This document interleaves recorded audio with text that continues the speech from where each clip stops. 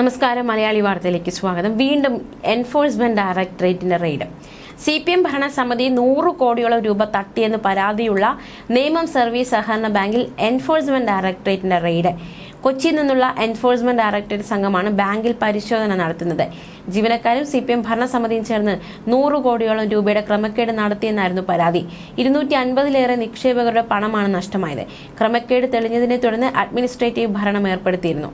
ക്രമക്കേടിന്റെ പശ്ചാത്തലത്തിൽ CPM area committee അംഗമായിരുന്ന R. Pradeep Kumar അടക്കമുള്ളവർ അറസ്റ്റിലായിരുന്നു. 34.26 കോടി രൂപ ലോൺ നൽകിയ വകയിൽ തിരിച്ചടവ് കിട്ടാനുണ്ടെങ്കിലും 15.55 കോടി രൂപയ്ക്ക് മാത്രമേ ബാങ്കിൽ ഈടായി രേഖയുള്ളൂവെന്ന് സർക്കാർ നിയോഗിച്ച സമിതി കണ്ടെത്തിയിരുന്നു. പ്രതിഭാസ നിക്ഷേപ പദ്ധതിയിൽ ആകെ കിട്ടാനുള്ളത് 10 കോടി രൂപയാണ്. ഇതിൽ 4 കോടി രൂപ മാത്രമേ രേഖകളുള്ളൂ.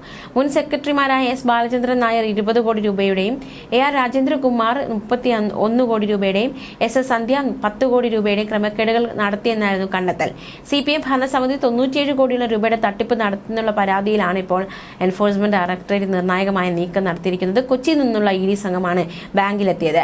ഭരണസമിതി അംഗങ്ങളുടെ വീടുകളിലും പരിശോധന നടക്കുകയാണ്. കഴിഞ്ഞ ദിവസം രാജേന്ദ്രനെ ബാങ്കിലെത്തിച്ച് നടത്തിയ തെളിവെടുപ്പിൽ ക്രൈംബ്രാഞ്ച് സംഘത്തിന് നിർണായക വിവരങ്ങൾ കിട്ടിയെന്നാണ് സൂചന. 34 കോടി രൂപ ലോൺ നൽകിയ വകയിൽ തിരിച്ചടവ് കിട്ടാനുണ്ട്. ഇതിൽ 15 കോടി രൂപയ്ക്ക് മാത്രമേ ഈടായി രേഖയുള്ളൂ. വിശദമായ രണ്ടാം ഘട്ട ചോദ്യം ചെയ്യലിൽ രാജേന്ദ്രകുമാറിന് മറ്റു പ്രതികളിലേക്കുള്ള സൂചനകൾ കിട്ടുമെന്നാണ് ക്രൈംബ്രാഞ്ച് അന്വേഷണ സംഘത്തിന്റെ പ്രതീക്ഷ.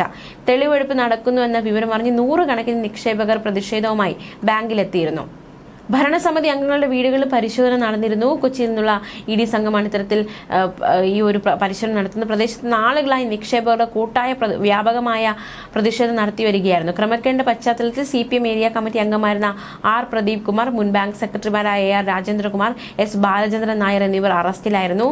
34 കോടി രൂപ വായ്പ നൽകിയ വകയിൽ തിരിച്ചടവ് കിട്ടാനുണ്ടെങ്കിൽ 15 കോടി രൂപയ്ക്ക് മാത്രമേ ബാങ്കിൽ ഈടായി രേഖയുള്ളൂ എന്ന് സർക്കാർ നിയോഗിച്ച സമിതി കണ്ടെത്തിയിരുന്നു. പല ഭരണസമിതി അംഗങ്ങളും 3 കോടിയോളം രൂപ ബാങ്കിന് നഷ്ടമുണ്ടാക്കിയിരുന്നു.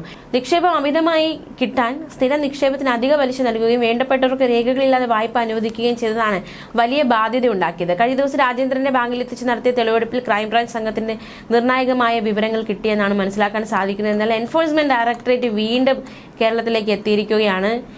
വീണ്ടും ഇത്തരത്തിലൊരു പരിശോധനയൊക്കെ നടത്തിയിരിക്കുകയാണ്. ന്യൂസ് ഡെസ്ക് മലയാളി വാർത്ത.